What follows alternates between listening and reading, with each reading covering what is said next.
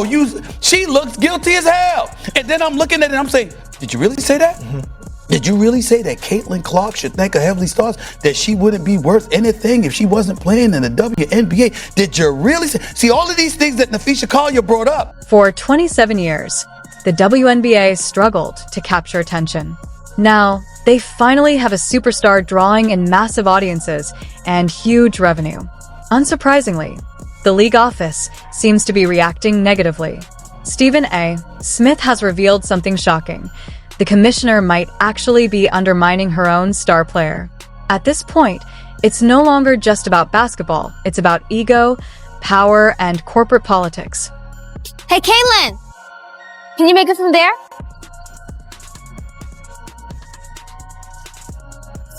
Hey, Caitlin, how about from here? Come on, guys. Yeah, she can't make it from there. No chance. Caitlin, Mamlito, let. You got it. I'm not even gonna ask. Hey, Caitlin, from here might be impressive. Am I right? Whatever, Che. So right here. From there! Has the WNBA leadership completely lost it? Or is this a classic case of self-sabotage in sports history? Share your thoughts in the comments. Let's break down what really happened, because it's honestly unbelievable. Reports began circulating about a new commercial featuring Caitlin Clark, the star of the Indiana Fever. Sounds normal, right? Think again.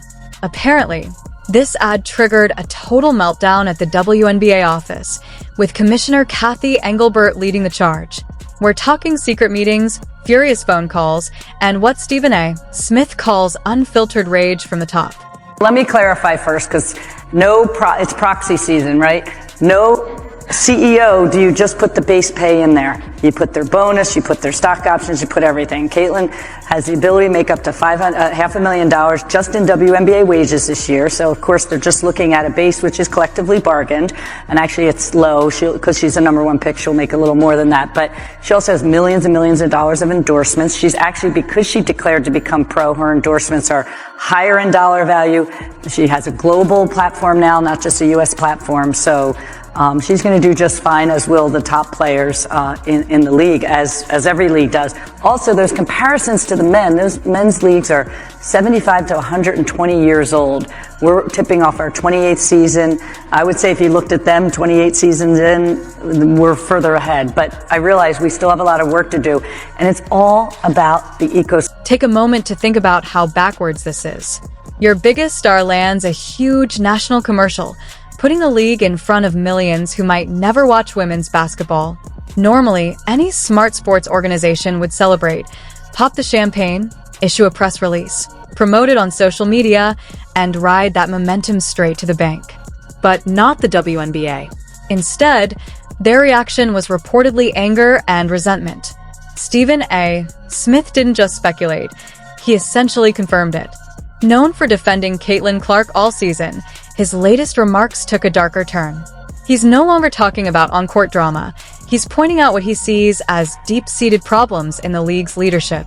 According to Smith, the atmosphere at WNBA headquarters isn't one of excitement over this success. It's fear and jealousy. All because one player has outshone the entire organization. Lisa Bluter was in the commercial, Travis Scott was in the commercial, Travis Kelce was in the commercial, Jason Kelce was in the commercial, like the podcast thing, which we're going to get to that. Let's look at why this commercial caused so much turmoil. When Caitlin Clark stars in high-profile ads, whether for Wilson, Gatorade, or State Farm, she isn't shown as just another WNBA player. She's portrayed as a cultural phenomenon, a one-of-a-kind force. The production quality is top-notch. She comes across as strong, independent, and most importantly to the league office, bigger than the WNBA itself. Commercial. It was super hype, and they also launched the campaign From Anywhere, which is just perfect for Caitlin Clark. And obviously, fans have been waiting for a CC signature shoe for years. It feels like years at this point. She is now 2 seasons into the WNBA, and we've gotten the signature logo, and we've also gotten some merch, but that signature shoe is what everybody is on the edge of their seat for. And she recently went on New Heights once again to talk about her signature shoe, and she talked about the new technology that will be going into this. For fans, this is thrilling. It makes the game more exciting and draws people in. But for executives like Kathy Engelbert, it signals a complete loss of control.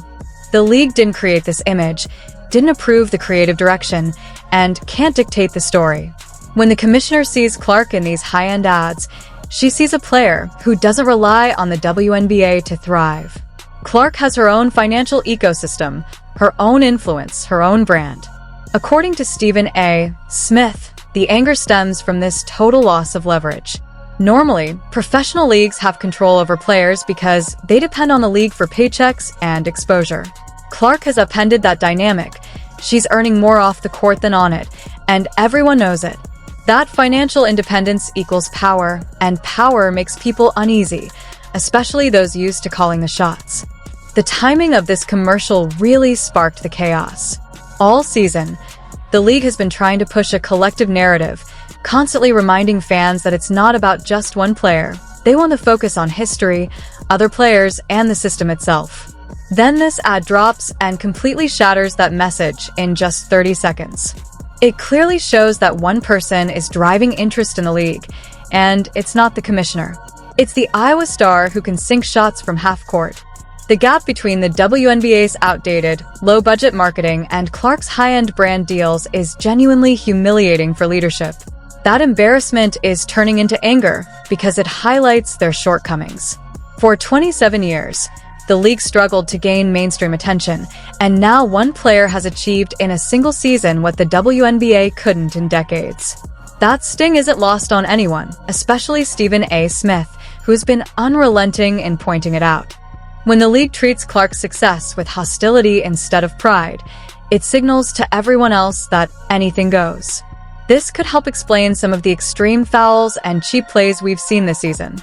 To really understand this anger, we need to put it in the context of WNBA history. For years, the league has been run by a specific group with a particular mindset. They see the WNBA as a movement, a collective fight for recognition and respect. Then comes Caitlin Clark, representing pure individual stardom and commercial success. She doesn't fit the mold and disrupts the carefully constructed hierarchy. The commercial highlights this perfectly, portraying Clark as a singular force apart from the rest. WNBA leadership spent decades promoting the league as the product, selling the shield, the collective. Clark's brand partners, however, market her as an individual icon. This fundamental difference in what sells is creating huge tension. The old guard feels slighted, like all their foundational work is being overshadowed by a girl from Iowa who can shoot from anywhere and go viral. Stephen A. Smith also notes that this same energy was behind leaving Clark off the Olympic roster. The WNBA is facing a crisis of leadership as Caitlin Clark's commercial success exposes decades of underperformance and highlights the league's outdated approach. While Clark thrives off the court with major deals, the commissioner and executives reportedly react with jealousy, fear, and resentment instead of celebration, undermining both her and the league's growth. This hostility trickles down, influencing players' behavior on the court and alienating fans who see the double standard. Clark's independence, power, and cultural impact clash with the league's slow, hierarchy-driven mentality, turning a star-making opportunity into internal chaos. Stephen A. Smith argues that the league's inability to embrace Clark's success not only damages its image, but risks letting a cultural phenomenon slip out of their control.